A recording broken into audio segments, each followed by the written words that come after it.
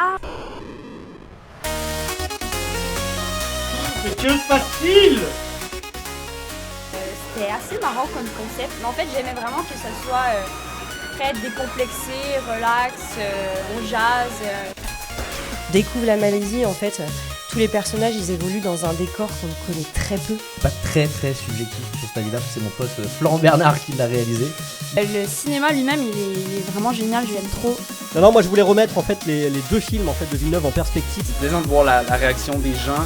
Je pense qu'on n'a jamais fait encore une interview en live avec les gens aussi présents en train de nous écouter. Je trouve que les interventions étaient hyper pertinentes et j'ai découvert plein de films que j'ai trop envie d'aller voir maintenant. C'est vrai que c'est ce qu'on avait trouvé dans le festival Zootopia et qu'on peut retrouver là, avec un côté, on est là pour se marrer aussi. Quoi.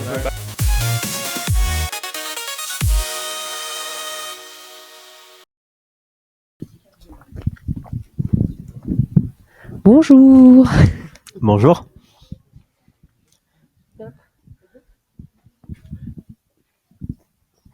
Je te laisse te présenter en premier ou pas? Bonjour. Déjà, peut-être faire une petite introduction du style merci d'être là. Oui. Je sais pas si ça se dit, mais c'est trop gentil. Et j'espère que vous allez passer un bon moment. Moi, je m'appelle Valentin Carlu. Je suis adhérent à l'association Sudanime, qui est du coup une association, un collectif qui rassemble tous les métiers de l'animation et tous les acteurs de l'animation dans le Sud, dans le but de créer de l'emploi et des opportunités.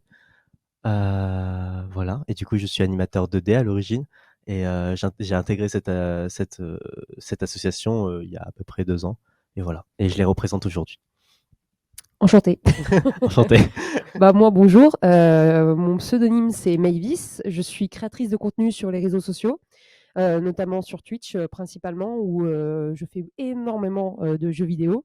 Et aujourd'hui, je suis présente pour intégrer le cinéma dans ce que je produis, ce que j'anime.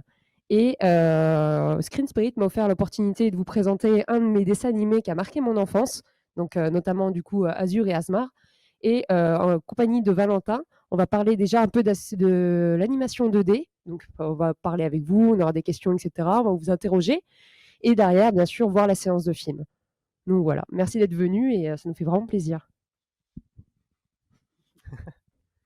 Donc dis-moi Valentin, qu'est-ce que l'animation 2D en termes général au cinéma?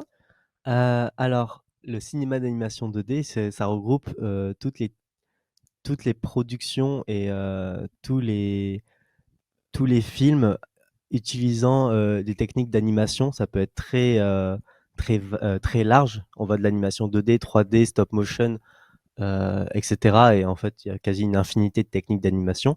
Maintenant, l'animation 2D, ça regroupe essentiellement en fait le dessin traditionnel à dessiner à la main ou sinon aussi numériquement grâce à des outils comme en fait juste des logiciels d'animation numérique.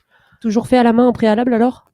Pas forcément. Des fois, il y a des maquettes, des puppets, des marionnettes qui sont effectivement dessinées à la main. Mais en fait, oui, si. Globalement, oui, généralement, c'est dessiné à la main ou... Ouais, en fait, ouais, c'est dessiné à la main. je re-questionne. Lui, il est pas sûr. Bon, si je devais faire une définition simple, l'animation 2D regroupe en fait tous les médias qui utilisent des dessins faits à la main, dessinés. Et il faut combien d'années d'études pour pouvoir réaliser ça, du coup, enfin, en arriver jusque-là? Alors, du coup, dans le cinéma d'animation, déjà, il y a beaucoup de métiers. Du coup, chaque position requiert des compétences totalement différentes. Maintenant, il y a beaucoup aussi d'autodidactes, dans le sens où on n'est pas forcément obligé de faire des études dans le but de rentrer dans le cinéma d'animation. Par contre, ce qui est le plus courant, et ça a été mon parcours, ça a été de faire une licence en 3 ans d'animateur 2D, parce que moi, ce qui m'intéressait, c'était l'animation 2D en tant que technicien. Et du coup, ça m'a pris 3 ans, mais aussi on peut partir sur 5 ans. Enfin voilà, chacun son parcours. C'est un milieu très créatif et artistique. Et tant qu'on arrive à trouver les moyens d'acquérir les compétences nécessaires, tout est good, tout est bon. Maintenant, voilà, moi, par exemple, dans mon parcours d'animateur 2D, j'ai 3 ans d'études à mon actif, j'ai une licence, et voilà. Et tu as déjà travaillé sur certains films qui sont sortis ou c'est vraiment en projet, etc. Alors, j'ai travaillé sur 2 productions officiellement en tant que professionnel, à savoir un court-métrage. Les 2 productions sont du studio Chromatique. Chromatique est un studio d'animation, je les présente rapidement, est un studio d'animation qui est situé dans le sud, qui est né il y a de cela 2 ans, des mains de Mathieu Morfin, qui est aussi, le créateur, le fondateur de l'association Sudanime et il a du coup fondé son studio en partenariat avec Jirel et un 3e studio et je veux pas dire de bêtises, je crois que c'est le studio animation, mais j'ai pas envie de dire de bêtises. Du coup non, c'est Toon Factory, c'est bon, c'est Jirel et Toon Factory avec qui il les a créés. Heu, et il a créé ce studio d'animation dans le but de créer justement des productions, et des courts-métrages. Du coup, moi, j'ai pu travailler, sur un court-métrage en tant que designer, décor, heu, qui s'appelle Le Corps d'Agathe, qui n'est pas encore sorti. Du coup, pour répondre à ta question rapidement, non, aucune des productions sur lesquelles j'ai travaillé pour l'instant, n'est sortie. Et du coup, la 2e production sur laquelle j'ai pu travailler, c'est une production de Canal+ et de Jirel de Incroyable. Toon Factory plutôt, qui, en fait, justement, c'est une petite série pour les enfants qui s'appelle Comment ratatiner, qui est adaptée d'un livre. C'est trop cool. Genre, vraiment, Non, ça me je fume. vais pas vous vendre le projet, mais franchement, c'est sympa. Genre, Et ça parle de quoi, sans indiscrétion? en fait, tu une gosse qui s'appelle, je vais pitcher le projet, hein. Tu une gosse qui s'appelle Chloé. Elle a son monstre imaginaire qui s'appelle Spooky, qui est un monstre terrifiant en gros.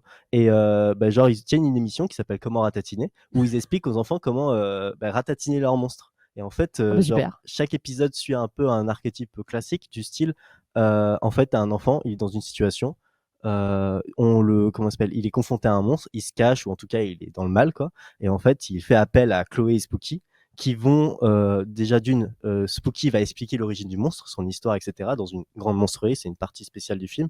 Et pour après appeler d'autres enfants pour que chacun des enfants explique sa méthode pour ratatiner le monstre. Et une fois que du coup il y a eu tous ces dialogues-là, l'enfant en question du début qui justement était dans le mal, en fait trouve sa propre façon pour ratatiner son monstre. Et je trouve que la démarche est super intelligente parce que déjà d'une ça ouvre beaucoup de pistes et aussi ça sensibilise sur beaucoup de peurs. Et en Chaque fait, problème sa solution, quoi. c'est ça, voilà. Et il y a des comment dire, des points de vue super créatifs. Et en fait, l'objectif, c'est de simplement, en fait, on prend une peur, et on la ratatine littéralement. Et je pense que ça peut aider les enfants à combattre beaucoup de leurs craintes. Et surtout qu'en plus, des fois, ils s'amusent à parler, par exemple, de sujets un peu plus deep. Alors, ça reste des séries pour enfants, vous m'avez compris, mais on aime bien ça, tu vois. Et On se retrouve beaucoup dedans, quoi. comment? On se retrouve facilement dans l'émission, quoi. Ouais, c'est ça. Mais il y a un épisode, par exemple, qui m'a particulièrement marqué, où par exemple, c'était sur les idées noires. Et en fait, c'est plus Spooky qui explique les idées noires, c'est Chloé. Et en fait, parce que Spooky lui aussi a des idées noires, et en fait, ça traite pas de la dépression, mais ça le fait très bien, quoi. Genre, et franchement, pour des gosses, c'est très cool. Et du coup, voilà, j'ai travaillé sur cette série-là. Maintenant, voilà, en fait, moi, je suis diplômé de l'école bientôt depuis que 2 ans. Et tu débutes vraiment ton aventure, quoi. Exactement, c'est le début de ma carrière. Je suis content de comment ça se passe, mais voilà, en gros, rien n'est sorti pour l'instant. Et tu penses que c'est accessible à tout le monde en termes de difficultés ou vraiment faut être pour toi passionné, arraché par le cinéma et vraiment tout donner, quoi, pour par exemple aussi se faire démarquer? Alors, j'ai une philosophie de vie, chacun a sa philosophie de vie, dans le sens où moi, j'aime mon métier, je suis épanoui dedans. Maintenant, j'ai pas envie de mourir pour ce métier et j'ai beaucoup de choses dans ma vie à côté qui sont tout aussi chères et importantes à mes yeux. Du coup, j'espère que c'est pas le cas, mais je pense fortement qu'on n'est pas obligé de se sacrifier pour l'art. Maintenant, c'est un métier très dur d'accès. C'est indéniable. Ça demande des vraies compétences et ce qui est le plus dur, je pense, c'est aussi le taux de pression pour rentrer, ne serait-ce que dans une école. C'est bête, mais moi, je suis rentré Très dans sélectif? exactement. Je suis rentré dans une école, j'avais 30 places cette promotion-là, mais sinon c'est 15 Bravo. pour 1800 demandes. C'est ridicule. En fait, il y a des écoles d'ingé qui demandent d'efforts entre guillemets, pas d'efforts. J'ai jamais fait un G, mais en tout cas qui a moins de pression en fait, moins de demandes pour nombre de places. C'est super dur de ce côté-là. Et une fois arrivé dans le milieu du travail, en fait, c'est là que ça commence vraiment. Ouais, c'est très restreint, très fermé. Il faut vraiment se démarquer sur un projet ou quoi que ce soit pour pouvoir intégrer un autre projet du coup. Déjà, il faut qu'on te laisse ta chance.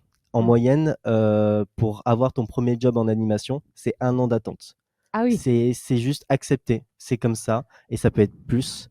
J'ai pas envie de vous dégoûter. C'est un super métier. Dans ma classe, on était 30. Je crois qu'il y en a 20 qui ont toujours pas trouvé de travail et la On n'est pas là pour vous désespérer, on vous la rassure. plupart en ont trouvé au bout d'1 an et ça a été mon cas, moi, au bout de 6 mois et c'était super dur et j'ai réussi à trouver, on va dire des opportunités. J'ai fait ce qu'il fallait faire, mais en fait, 80 % du processus, c'est de la chance. Et il faut être là au bon moment et du coup, je reviens sur Sudanim. C'est bête, mais en fait, quand moi je suis sorti d'école, Sudanim venait de se créer. J'ai juste posé le pied dans le wagon et en fait, c'est parti tout seul. Du coup, je les remercie énormément. Mais oui, voilà, hein, globalement, il faut vraiment prendre en compte que le milieu est sursaturé. Que Donc ça- partout, tu penses que dans chaque pays c'est pareil ou vraiment c'est en France où c'est vraiment difficile quoi? Je pense qu'en France, c'est vraiment difficile. Après, en fait, les conditions de travail et la vision du milieu de l'animation, de l'industrie, en fait, dans chaque pays est extrêmement différente dans le sens où, en fait, c'est juste pas les mêmes contrats. Par exemple, nous, en fait, on a des contrats d'intermittent du spectacle. Je vais pas rentrer dans les détails, mais globalement, on nous paye en CDD, renouvelé chaque jour. Voilà. Il faut qu'on fasse un certain nombre de CDD renouvelés par jour pour toucher le Ah oui, chômage. carrément par jour, genre. Ouais. Et c'est pour ça que du coup, t'as pas trop de sécurité de l'emploi parce qu'en fait, ta prod, si elle finit demain, demain, tu te retrouves sans emploi. Et en fait, c'est légal. C'est normal aussi parce qu'il faut que ça s'adapte en fait au format. Et du coup, c'est pour ça qu'on a ce truc, on a un genre de chômage qu'on appelle l'intermittent du spectacle, qui nous permettent en fait de simplement de pouvoir vivre entre chacune de ces Oui, productions-là. pallier à ce qui manque quoi. C'est ça. Après, du coup, c'est exceptionnel. Maintenant, dans d'autres pays, en fait, eux, ils fonctionnent par exemple juste en. C'est des genres de contrats, mais globalement, en fait, t'es payé au plan. C'est genre, c'est que quand tu as fini ton plan, que tu as ton salaire. Et en fait, en fonction de ce que tu as produit dans ton mois, tu vas avoir un salaire. Du coup, d'un salaire à un autre, en fait, d'un mois à un autre, ton salaire peut être totalement différent. Et en fait, il faut vraiment négocier. Moi, c'est vraiment toute une autre vision. Du coup, je dois avouer que je sais pas comment ça se passe au niveau de l'industrie, comment ça s'appelle, dans le monde entier, dans le milieu du travail, dans le sens où est-ce qu'il est sursaturé ou quoi. Pour autant, pour parler de la France, du coup, c'est le cas pour de multiples raisons. Après, il y a eu aussi récemment la grève à Hollywood des scénaristes qui a vraiment paralysé en fait tout le milieu. Et là, on s'est retrouvé récemment avec plein de productions d'animation qui se sont finies en même temps en France. Et en fait, avec cette crise, cette grève des scénaristes, qui est une bonne chose, hein, on est à fond derrière eux. Non, mais ils ont fait un truc exceptionnel. Excusez-moi. En fait, on s'est retrouvé et là, on se retrouve actuellement dans une période ultra creuse où en fait, tout le monde est sur le marché du travail, mais il n'y a plus de travail. Et tout ce que je vous décrivais tout à l'heure en fait, il faut attendre 1 an avant de trouver son premier job, etc. Et même une fois que tu as ton premier job, tu es pas sûr que tu en auras un deuxième derrière. Là, en fait, maintenant, l'attente qu'on se dit, c'est bon, ça sera peut-être 2 ans, tu vois. Et en termes d'animation, etc., pour toi, l'animation 2D, ça vise plus un public jeune ou vraiment ça concerne énormément en termes d'âge, quoi? Alors, c'est un grand débat et je trouve que c'est une question super intéressante dans le sens où, en fait, le cinéma d'animation, dans l'histoire, a souvent été abordé de façon, en fait, ils voient pas ça comme un média, c'est-à-dire une façon de, par exemple, avec une caméra, c'est un média, en fait, on filme quelque chose et du coup, on crée ça. Ils voient vraiment ça comme un genre à part entière. Dans le sens où, en fait, il peut pas avoir un film d'animation d'humour ou un film d'animation d'horreur. Non, en fait, un film d'animation, c'est un genre à lui tout seul. Et ce genre a souvent été raccroché au style jeunesse, simplement parce qu'en fait, les dessins animés, c'est pour les enfants. Maintenant, aujourd'hui, en fait, on ne veut pas que ça soit le cas. Et on fait tout pour faire en sorte, en tout cas, Pour que ça vise un plus gros public, quoi. C'est ça. Maintenant, le travail, il est légitime, hein, tout est gris, entre guillemets, et rien n'est noir et blanc. Le travail aussi, il se fait au niveau des producteurs, parce qu'en fait, moi, je t'achète un projet, c'est pour le vendre à un public. Si je vois pas qu'il y a un public, si je vois que le public pour le cinéma d'animation, c'est que des enfants, bien sûr que je vais acheter des projets que pour les enfants. Aujourd'hui, avec Adult Swim, et énormément d'autres films qui osent faire des films d'animation beaucoup plus poignants et même des fois gore etc. En fait, on commence à créer un public pour le film d'animation, d'adultes pour le film d'animation. Et en fait, on commence à redonner de la crédibilité à ce genre parce que c'est bête, mais en fait, c'est un genre aussi qui est vachement dénigré par son père, qui est le film PVR, c'est-à-dire prise de vue réelle. Tout ce que vous voyez, Avatar, vous avez compris, Twilight et tout, c'est les pires refs. Et en fait, c'est totalement dénigré parce que pour eux, c'est un sous-genre du cinéma. Et là, c'est mon petit coup de gueule, mais du coup, je suis en mode, pas forcément. Ça change, les idées changent, c'est cool. Et voilà. Ok, je vois.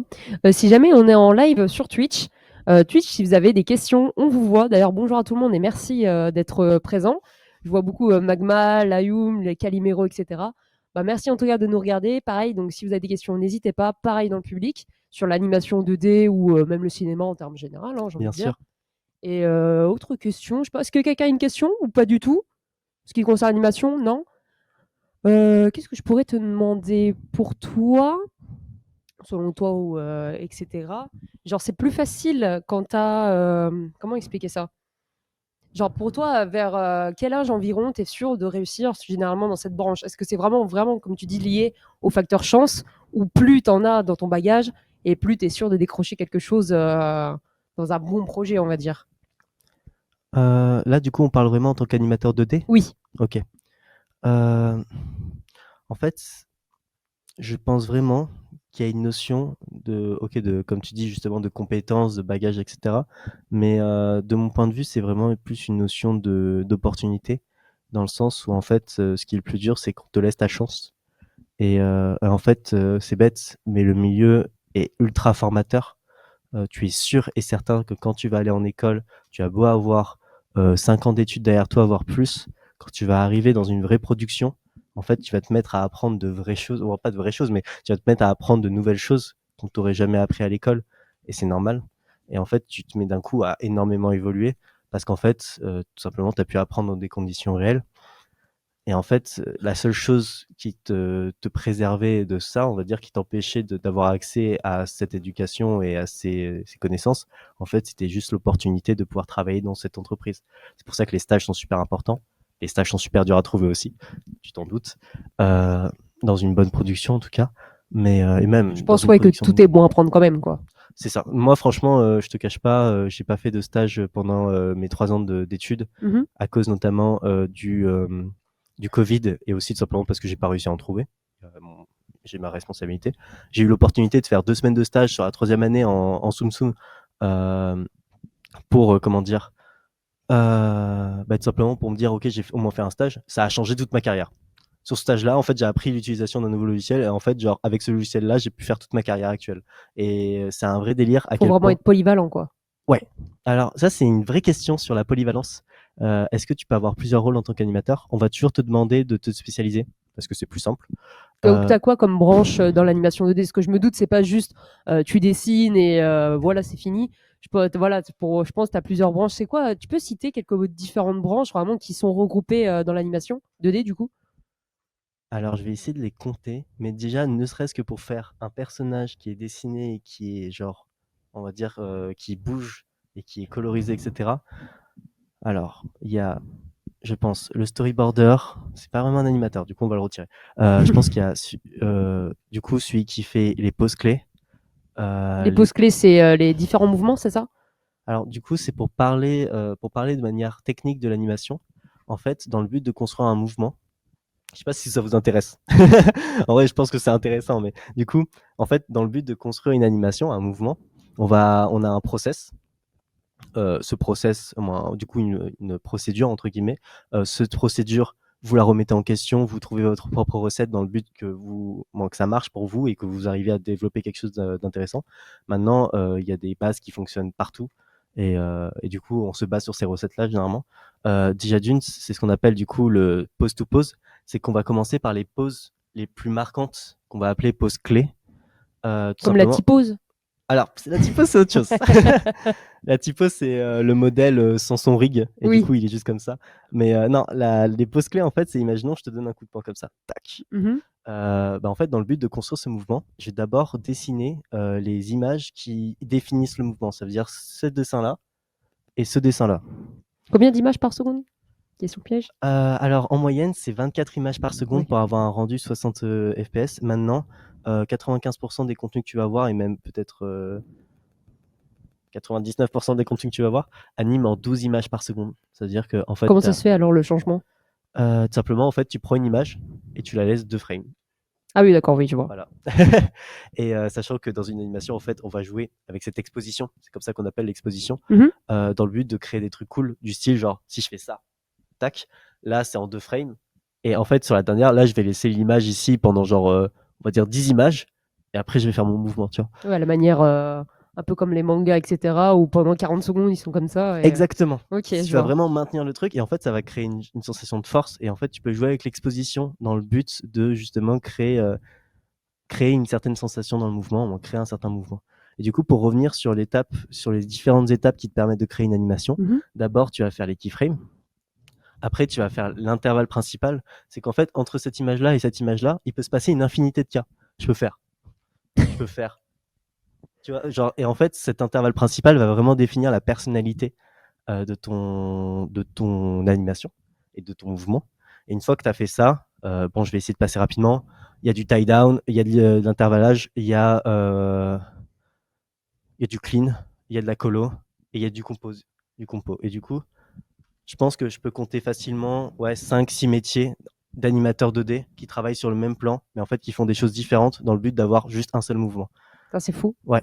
Et généralement, on commence en bas par le rôle le moins important. Et en fait, on va monter d'échelon. Mais en fait, on fait le même métier, mais juste à des degrés d'importance beaucoup plus différents et qui demandent en fait une réflexion totalement différente aussi.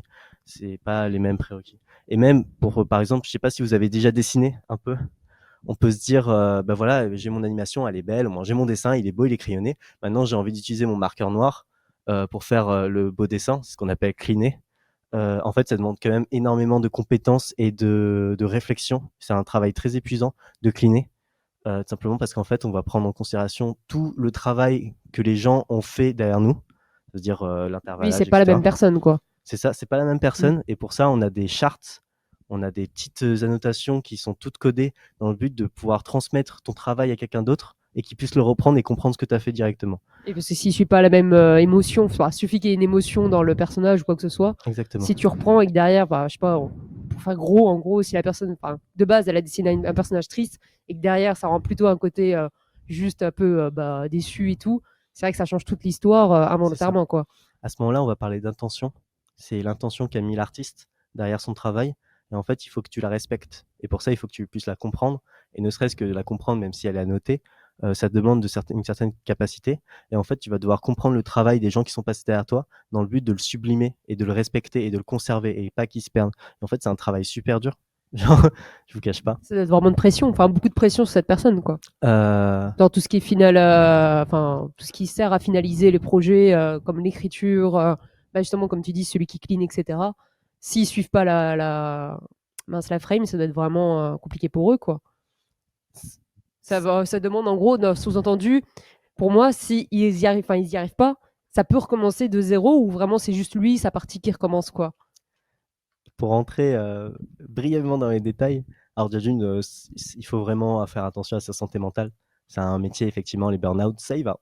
Et c'est même presque encouragé par les prods parfois. Et c'est un peu terrible. Et du coup, il faut faire attention à sa santé mentale.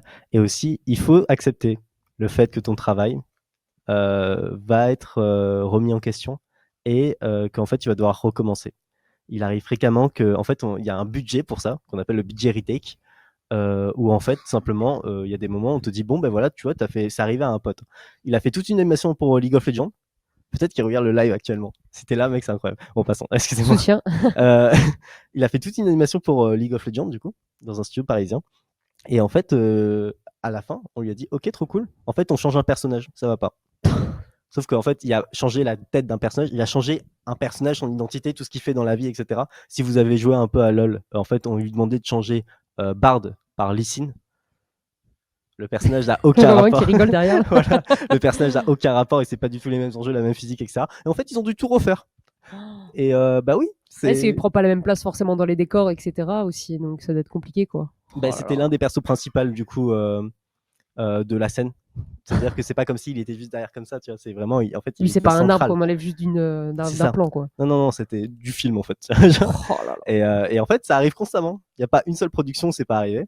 Et il faut l'accepter et il faut se préparer. Et c'est comme ça. Autant faire tous les personnages d'un coup, quoi. Ouais. Histoire d'être sûr, mais bon. Bah, en fait, c'est généralement la retake vient des clients. Ils sont en mode, en fait, ça nous plaît pas.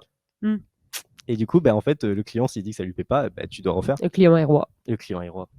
Voilà. Mettons qu'il apporte l'argent. Parce que s'il demande en fait, s'il demande une retake aussi grosse que ça et que c'est pas de ta faute en tant que studio d'animation, par exemple, ou réalisateur, Oui, c'est à leurs frais, quoi. Ouais, c'est ça. C'est à leurs frais. En tout cas, on a un budget pour ça. Et voilà. C'est dingue. Là, je vous décris le milieu comme quelque chose de catastrophique. C'est trop bien. Je suis extrêmement heureux dans ce milieu-là et beaucoup de gens le sont. Et c'est vraiment ultra épanouissant. Après, il faut trouver ce qui nous intéresse et ce qui nous rend heureux dans sa place, quoi. Et après, ça peut être très stressant. Il y a des gens qui le vivent mal. Mais franchement, c'est un super milieu et je suis trop content d'en faire partie. C'est quoi pour toi le plus gros côté positif de justement de l'animation 2D? Que ce soit d'un côté niveau vraiment pro et de l'autre niveau émotion, qu'est-ce que ça t'a apporté toi vraiment qui a changé ta vie, quoi? Alors, je pense du moins que ça t'a changé. Ouais, grave. C'est ça, en fait, ça m'a offert une vie incroyable et je suis trop fier et heureux et reconnaissant d'avoir ça. Alors déjà d'une, pour aborder la chose de manière globale, c'est un métier créatif dans le sens où c'est pas le cas pour forcément tous les métiers et c'est vraiment quelque chose qui est genre incroyable dans le sens où en fait je peux m'exprimer à travers mon art et être rémunéré pour ça et participer à des projets assez colossaux à travers en fait mon talent et c'est quelque chose d'exceptionnel et j'ai pas de nom pour décrire ça. Ta question c'était sur le fait Émotionnel et niveau pro, genre est-ce que tu te sens plus, je sais pas, mature, est-ce que tu te sens plus pointilleux, plus ouvert, ou au contraire t'es plus, comment dire, t'es plus renfermé sur toi-même, mais c'est un côté positif parce que t'es plus bosseur, etc. Genre vraiment, c'est quoi le... Je suis sûr que t'as eu un déclic, on l'a tous forcément au bout d'un moment quand tu trouves ton métier, t'as toujours un truc qui fait, genre ça change toute ta personnalité par exemple. Bien sûr. Là ça part en développement personnel. J'aime bien. Non, mais côté non. animation 2D, du coup, personnellement, ça m'intéresse. Ce que je Ouais, me dis, bien ça se sûr. trouve, en fonction des métiers, c'est vrai que tu as un trait de caractère qui peut justement potentiellement tout changer, quoi. C'est sûr. Je pense que le cinéma d'animation, c'est mon. Alors, déjà d'une, tout ce que je vais dire, c'est mon point de vue et c'est comment je l'ai vécu. Et du coup, chaque personne le vit très différemment. Il y a des gens qui le vivent super mal, qui s'isolent, là où d'autres vont en fait constamment rencontrer plein de nouvelles personnes et c'est incroyable. Le cinéma d'animation, c'est vraiment quelque chose qui m'a fait rencontrer énormément de belles personnes et aussi qui m'a offert tellement d'opportunités que, comment dire, qui m'ont fait grandir. C'est bête, mais là actuellement, aujourd'hui, c'en est une et je suis reconnaissant envers ça. Après, le cinéma d'animation aussi, c'est un milieu niche, très sélect et aussi dans le sens où, bon, déjà d'une, il y a une certaine guerre d'ego, mais surtout, en fait, c'est un petit milieu. Tout se sait et tout le monde sait tout. Et du coup, on adore le thé. Mais du coup, en fait, il y a des endroits, par exemple, notamment Angoulême, où en fait, ça en devient juste oxygène parce que. J'ai des amis qui viennent par là-bas, d'ailleurs, voilà. qui sont dans le chat. C'est vrai. Petite dédicace Bonjour à eux, à mais... vous. Et ouais, en gros, c'est juste anxiogène parce qu'en fait, toutes les personnes que tu croises dans ta ville et tous tes amis, en fait, c'est aussi tes collègues et les collègues adorent le thé. Et du coup, en fait, toute ta vie se sait et c'est ultra angoissant. Le monde est petit, hein. C'est ça, mais là, Même le dans monde ma branche, est c'est trop pareil. T'as petit. l'impression que c'est loin, mais Ouais. à chaque fois, on est là, mais ah, mais tu connais un tel, machin, genre, alors qu'on habite vraiment à l'opposé dans la France, etc. Il y a même des Suisses et tout. Et on est toujours là, se retrouver, en fait, tout le temps les mêmes têtes. Et enfin, finalement, on se rend compte qu'on n'a rien, on est tous liés, quoi. C'est ça que je trouve personnellement vraiment bien dans les métiers là. Mais à la fois, c'est vrai que ça peut être angoissant, quoi. Oui, bien sûr. Il faut trouver le juste milieu et Mhm. réussir à, je pense, garder cette distance vis-à-vis de tout ça et pas se laisser emporter par la vague. Voilà. Sinon, J'ai une question là que je vois, je me permets. bien sûr, Il y a Magmakay qui demande donc pourquoi de l'animation 2D plutôt que 3D. c'est une super bonne question.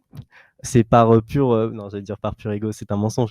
En fait, c'est par pure La préférence. 2D, c'est mieux. Voilà, la 2D, c'est trop cool. C'est quelque chose qui me touche. Et en fait, dans sa pratique aussi. Je vais pas te mentir, je fais un peu de 3D. Désolé, Choqué. je quitte la scène. En fait, pourquoi je suis là? Je n'ai juste pas ma place. Le profil est faux. Hein. Mais du coup, oui, comme je disais, je fais un peu de 3D et en fait, c'est un super média et j'ai pu côtoyer des productions de 3D. C'est des productions qui demandent, en fait, qui ont un avantage chez les producteurs, c'est qu'elles demandent moins d'argent. Elle demande beaucoup d'argent, il n'y a aucun doute là-dessus. Mais elle demande moins d'argent que de l'animation 2D parce que c'est quelque chose l'animation 2D, c'est quelque chose, c'est de l'artisanat, ça prend du temps, c'est dur pour un certain rendu. Est-ce que ça vaut le coup? C'est une vraie question. Et moi, ma réponse, c'est oui. Tant que ça sert le propos. Ouais, c'est beaucoup de nostalgie, comme dit Stick. Ouais. C'est vrai que ça rapporte beaucoup à des vieux, enfin, forcément, on va employer le terme des dessins animés, ça rapporte beaucoup à l'enfance, etc. Bien sûr. Et je pense, est-ce que pour toi, tu penses que il y a plus de gens, je sais même pas, dans la salle, vous êtes plus intéressés par la 3D ou la 2D? Genre ceux qui préfèrent la 3D, levez la main juste pour voir. Vous êtes tous 2D? Ah non, on a quand même des 3D. Ouais, non, mais c'est généralement, ouais, c'est plus des anciens dessins animés, on se relie tous aux sentiments beaucoup plus personnels. Mais c'est vrai que même à 3D, dans une salle de cinéma, même moi, personnellement, je suis moins fan. Déjà, parce que ça déglingue les yeux. On est tous d'accord, les lunettes, bon, c'est bon, ça va 2 secondes. Attends, toi, tu entends 3D comment? Oui, non, oui. Il y a 3D, la 3D avec les lunettes et la 3D dans le personnage. Oui, Oui. non, oui. Mais je sais pas, la 2D, c'est. Moi, je relis ça vraiment de la nostalgie. Ouais. Et j'avoue que je préfère ça. Je comprends. Il y a une vraie notion de nostalgie et d'enfance, en fait, simplement parce qu'à la base, c'est ça l'animation. 2D, en tout cas, c'est quelque chose qu'on a connu à notre enfance et qui était à destination d'enfants. Comme je l'ai dit tout à l'heure, maintenant, on essaye de faire évoluer le média. Du coup, pour répondre aussi à la question tout à l'heure, il y a une vraie histoire, genre pourquoi la 2D au lieu de la 3D, il y a une vraie histoire de rendu. Ouais, parce qu'on me demande justement la différence en même temps, donc comme ça tu peux répondre à coup, tout, je pense. Pour résumer ce que c'est la 3D, en fait, on va créer un pantin en 3 dimensions dans un logiciel de modelage numérique, c'est-à-dire un ordinateur, quoi. Ça peut être Blender pour ceux qui connaissent. Et en fait, on va le faire bouger, ce pantin. Et du coup, en fait, l'avantage, c'est que le pantin, on n'a pas besoin de le redessiner. On peut le voir dans tous les angles de caméra possibles et imaginables, sans aucun effort, entre guillemets. Et du coup, c'est ça la 3D. Maintenant, la 2D, qu'est-ce que c'est? C'est simplement quelque chose qui est plat, en 2 dimensions. C'est un dessin fait avec une ligne plate sur généralement une surface plane qui bouge. Voilà, Constamment redessiné, quoi. C'est ça. Pas forcément. Dans le sens, voilà, c'est vraiment, je joue avec les termes techniques, mais bon, en gros, globalement, cette histoire de pantin, elle est quand même pratique en 3D. Et du coup, il y a des gens qui se sont dit, est-ce qu'on ferait pas la même chose en 2D? Et en fait, ils ont fait des pantins en 2D. Et globalement, c'est quelqu'un a dû les dessiner à la base, comme quelqu'un a dû sculpter le pantin en 3D, mais ce qu'on appelle de l'animation cut-out, de l'animation puppet, et c'est de la 2D. Mais voilà, en gros, c'est l'exception, quoi. Ok. Et à quel moment tu as su, toi, par exemple, que tu voulais vraiment travailler dans la 2D? Parce que je me doute peut-être que le cinéma, ça t'a toujours touché, mais à quel moment tu as su vraiment que c'était la 2D, genre? Parce qu'il y a quand même énormément de branches, quoi, dans le cinéma. Je pense qu'il y a eu plus un moment où je me suis dit, c'est pas la 3D. Dans le sens où la 2D, c'était une éliminer évidence. le négatif avant et prendre après. En fait, la 2D, ça a toujours été une évidence. Et je trouve que c'est ce qu'il y a de plus accessible aussi. Quand on est petit, moi, je dessinais sur le coin de mon cahier. Et en fait, on l'a tous fait, ça. Oui, c'est ça. Même Bah, les petits c'est trop soleils, cool. juste ça. On l'a tous fait. Exactement, c'est trop bien en fait, et ça fait rêver, et c'est un vrai plaisir. Maintenant, on peut pas modéliser un modèle 3D et le faire bouger sur le coin de son papier, de son cahier. Alors, peut-être dans le futur, mais bon, passons. Mais du coup, voilà, c'était plus, en fait, c'est une évidence la 2D.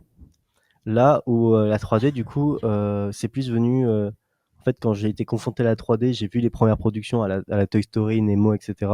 J'ai trouvé ça cool. Il faut pas se mentir, c'est des beaux films et je les aime. Maintenant, dans la pratique et la technique, en fait, il y a tout ce que j'aime dans le dessin, dans la pratique de l'animation 2D, c'est-à-dire le dessin et aussi le média, tout simplement. En fait, c'est bête, mais il y a une vraie notion de tu veux raconter une histoire, la forme de ton film doit véhiculer le message. Par exemple, Klaus, qui est sorti sur Netflix, je sais pas si vous avez la référence, c'est un film... Quelqu'un connaît dans le chat? Dans le chat, dans le Vous êtes public, chat, pardon, même vous le chat. l'incarnez. Vous connaissez, c'est quoi Klaus. Klaus, tu l'écris comment? Comme Klaus. Santa Claus, voilà, genre le Père Noël, C-L-A-U-S. Vous connaissez? Ah, monsieur? Voilà. Ah non, je connais pas Peut-être. du tout. Ça parle de quoi? En gros, c'est un film de Noël. Et tout ça, Oh. voilà. Et c'est J'aime super cool. Et il a fait même évoluer la technique de l'animation 2D. Du coup, il a été au-delà de la nostalgie, il a été plus loin encore. Et en fait, genre, s'ils ont choisi le média de la 2D, C'est parce qu'en fait, ils voulaient faire un film de Noël qui sonne nostalgique. Du coup, ils ont utilisé la 2D. C'est logique. Si on veut faire un film pour enfants, on utilise la 2D. Moi, le film d'animation, voilà. Et du coup, il y a une vraie notion de... Les films qui m'ont touché, c'est les films qui ont utilisé ce média et qui avaient ce message-là aussi. Et aussi, du coup, qui, lorsque moi je pratique par exemple le dessin, en fait, c'est ce qui me fait plaisir dans le travail d'animateur 2D. Je le retrouve pas en 3D. Ouais, donc pour toi, tu ressens plus des émotions dans des films 2D ou animation 2D que 3D où c'est peut-être un peu plus plat pour toi, quoi. En tout cas, dans ma construction personnelle, ça a été le cas. Aujourd'hui, il y a des films 3D qui me bluffent et qui me touchent vraiment. Et comment dire? Et je suis pas, je déteste pas du tout la 3D, même j'aime beaucoup et sinon je m'y mettrais pas. Mais oui, effectivement, dans ma construction personnelle, ça a été le cas. J'ai vraiment été touché par des films 2D et c'était en fait ces messages et cette sensibilité que j'ai été chercher dans ce travail. Voilà. Incroyable. Est-ce que tu as pour toi, genre, c'est quoi le film, l'animation 2D, hormis Klaus, qui est sorti récemment, c'est quoi vraiment celui qui t'a plus marqué en termes de l'histoire et le dessin, quoi? Ça serait trop simple de dire Spider-Verse 2. Du coup, je vais faire mon puriste et je vais pas dire Spider-Verse 2, mais il était incroyable. Il était fou pour beaucoup de raisons. Maintenant, je pense que c'est intéressant de citer Nimona. Je connais pas du tout non plus. C'est un film d'animation 3D qui est sorti sur Netflix. Pour faire simple, je vais vraiment vous dépicter le contexte. En fait, Netflix a ce truc où il a investi énormément d'argent dans plein de productions à tout va. Et ils s'en fichaient de tout refaire ou en fait de dépenser de l'argent parce que pour eux, c'était une industrie qui était tellement rentable qu'ils savaient qu'ils allaient faire des bénéfices dessus. Ça fait plusieurs années qu'ils font ça, ça a marché. Maintenant, ça commence à tomber un peu. Et en fait, ils sont on a peut-être un peu trop jeté d'argent. Et sur des projets qui sont en cours, en fait, ils disent on arrête tout. Et de manière arbitraire, en fait, alors qu'un film était sur le point d'être fini, en fait, ils disent on arrête tout.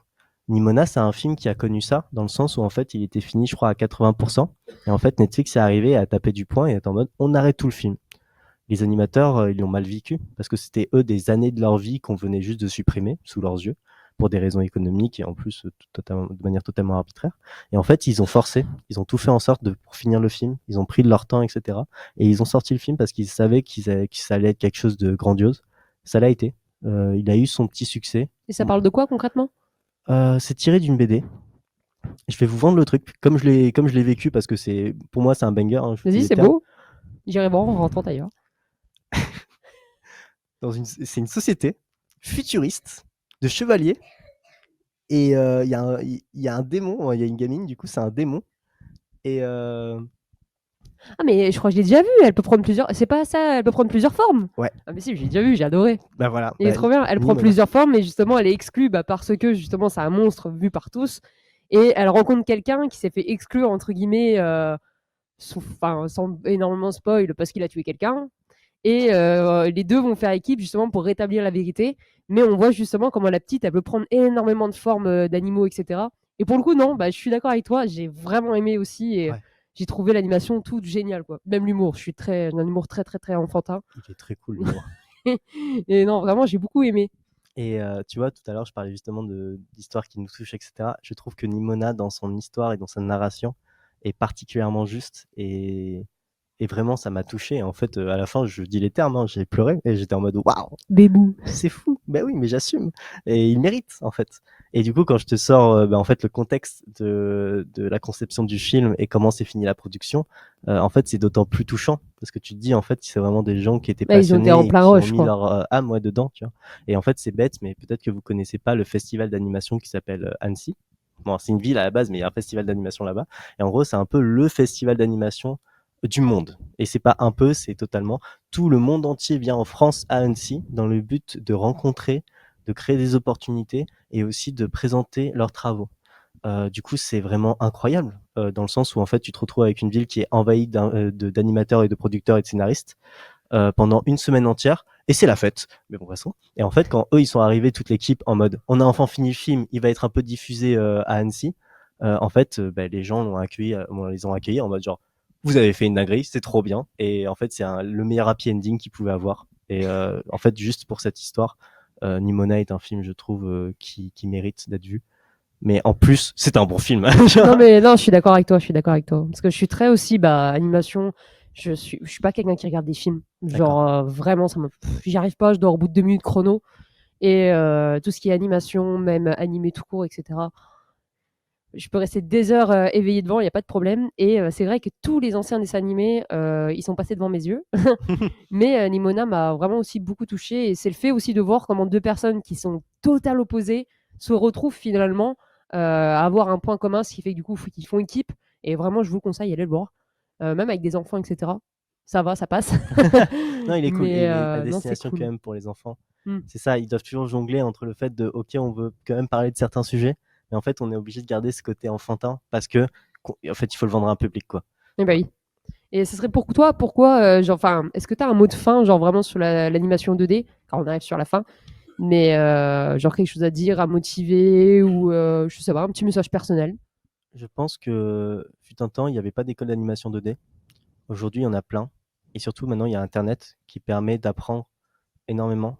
Et en fait, le métier est ultra niche et se veut élitiste, il faut pas se mentir. Aujourd'hui, il devient de plus en plus accessible et c'est bénéfique à l'industrie. L'industrie est un cercle vertueux dans le sens où, en fait, c'est des gens qui mettent de l'argent dans le but que d'autres personnes puissent s'exprimer. Et en fait, en s'exprimant, les gens ils gagnent de l'argent, encore plus d'argent, et du coup, ils investissent encore plus dedans. Et en fait, c'est génial, c'est trop cool. C'est une vision très optimiste en fait, de l'avenir. Il y a toujours plus de projets qui se créent et qui apportent de nouvelles rencontres et aussi de nouvelles opportunités de s'exprimer et en fait, de se développer artistiquement et personnellement. Et vraiment, encore une fois, je vous ai dépicté certains bas-fonds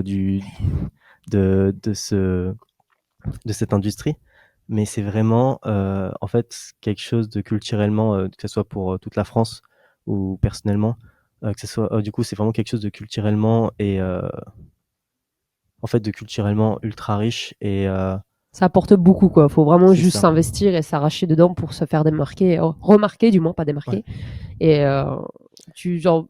moi, ce que j'apprécie aussi, c'est justement de se dire qu'à l'heure d'aujourd'hui, on a quand même Internet qui peut énormément nous aider, notamment Bien sûr. par exemple mon métier, où tu pars de rien et tu peux vraiment atteindre des sommets si tu t'en donnes la peine et que tu t'arraches en plein milieu, quoi. Alors c'est Bien sûr, sûr. oui, il y a toujours le facteur chance, etc., bien sûr. Mais moi, c'est ce que je trouve génial dans tout ce qui est de l'art visuel aussi, tout ce qui est animation, etc., quoi. Ce qui est très cool aussi, je vais essayer de finir, mais ce qui est très cool aussi, c'est que rien ne t'empêche de faire ton truc dans ton coin. T'as pas besoin d'être cadré, tu peux totalement le faire. On appelle ça de l'autoproduction, ça marche trop bien. Je parle pas du système, je pourrais vite fait faire un clin d'œil du coup à l'industrie du jeu vidéo avec le fait qu'on commence à vraiment investir dans les jeux indépendants. Mais en fait, il y a la même chose aussi dans le cinéma et c'est trop cool. Voilà. Non, vraiment, oui. Après, petit clin d'œil, je sais pas si tu voulais finir maintenant. Je pense, oui. 3 minutes. Tu as 3 minutes devant Waouh. toi. Non, c'était juste pour finir sur un petit mot de maintenant je vous dis tout ça. Là aujourd'hui il y a l'IA. Non, mais c'est réel, hein.